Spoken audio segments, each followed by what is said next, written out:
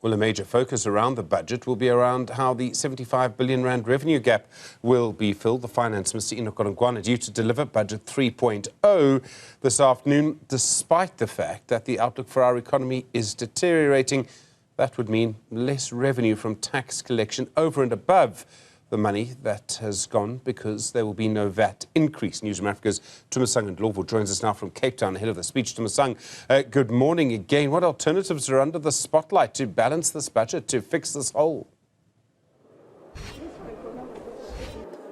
A very good morning to you, Stephen, and our viewers. Once again, you touched on higher inflation, as according to the latest figures from Stats SA. Without a doubt, that too is likely to feature when Budget 3.0 is tabled by the Finance Minister later today. And to speak more around inflation, economic growth, which you also alluded to a short while ago, as well as the tax viabilities that exist with regards to South Africa's fiscal framework, I'm joined by Olebogeng Ramatlhodi from Deloitte Africa. Thank you so much for your time, Olebogeng. I think let's first unpack what higher inflation means for this budget.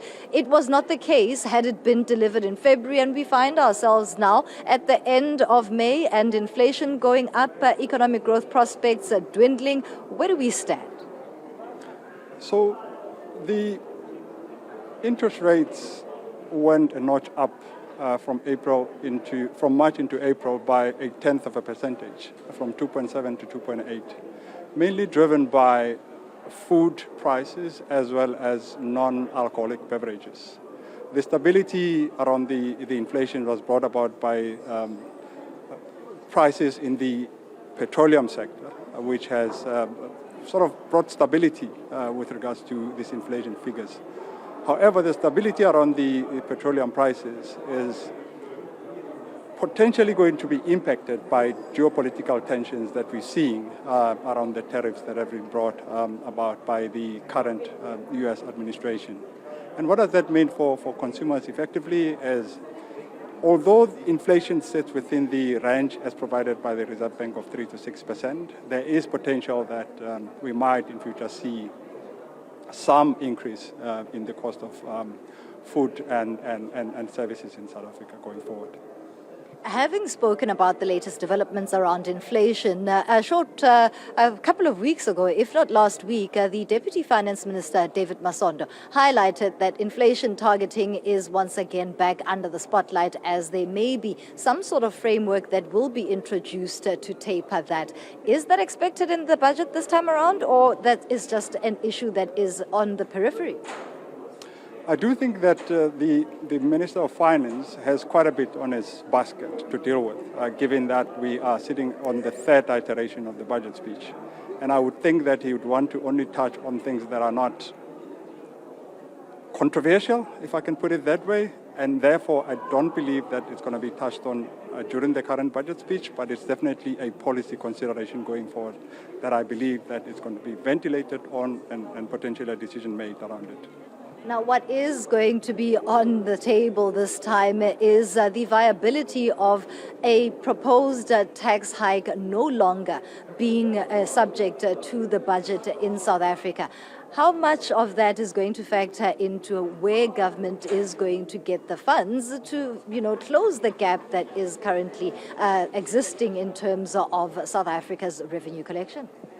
So the Minister of Finance didn't do himself a service, I believe, because in the two previous iterations of the budget speech, there are certain pronouncements that is made around areas that he's not going to touch, whether you talk about VAT, as you spoke about, wealth taxes, additional borrowings. And because of that, he's got very limited space fiscally to play within. And a very difficult balancing act. But I do believe that there are certain areas of tax that he can touch on, as well as spending cuts and potentially other areas that he can tap into to try and source that additional revenue to close the 75 billion rand gap. The spending cuts have been highlighted in previous budgets, and none of that has materialized in South Africa, or we've actually never seen it being used as a silver bullet to cut state expenditure. The other avenues that you talk about, there's a call for South Africa to tap into its reserves. How is that likely to play out if the South African Reserve Bank is on board to go through this seemingly uncharted way of ensuring that South Africa stays afloat? I think what we've seen over the years is that the Ministry of Finance usually wants to tap into a singular source of additional revenue to fund expenditure. My view is that in this iteration of the budget, I would suggest that it taps into as many of these tanks to try and fund the deficit, whether it's additional taxes with regards to sugar beverages levy. I know that he had committed to not increase fuel levy at the time, but I do think that it's potentially an avenue that you can tap into to unlock about 6 to 8 billion rand. The reserves are the other option. The third option being freezing employer contribution to the GEPF, which would potentially generate about 15 billion rand if he freezes that contribution for purely 3 months. So a combination of that will then make sure that he balances the areas from which he sources the revenue to fund expenditure.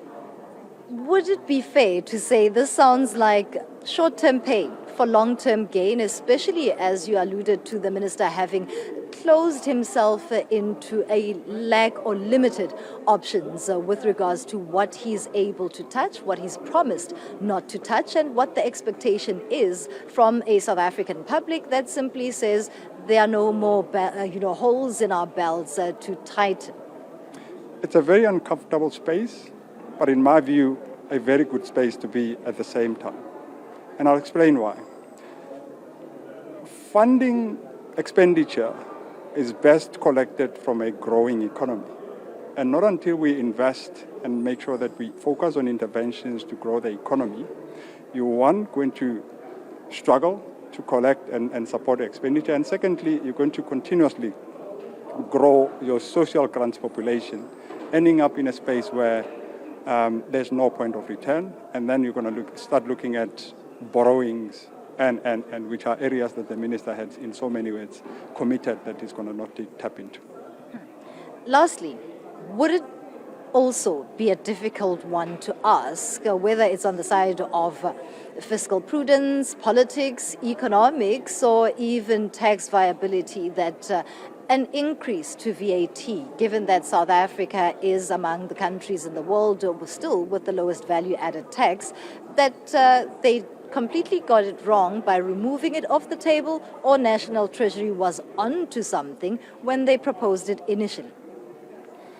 I think the reason why value-added tax increase has been spoken about for so many years and yet not increased is because of the realization that increasing VAT is not the solution. That solution lies elsewhere. So I fully agree and concur with the view that the VAT rate increase was never supposed to be put in place in the first place.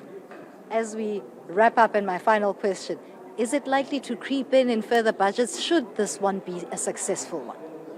If we don't go through the pain on investing in the right areas, it definitely will. Because it's the easiest form of tax to implement from a collection perspective, and you are likely to generate a lot of revenue out of it.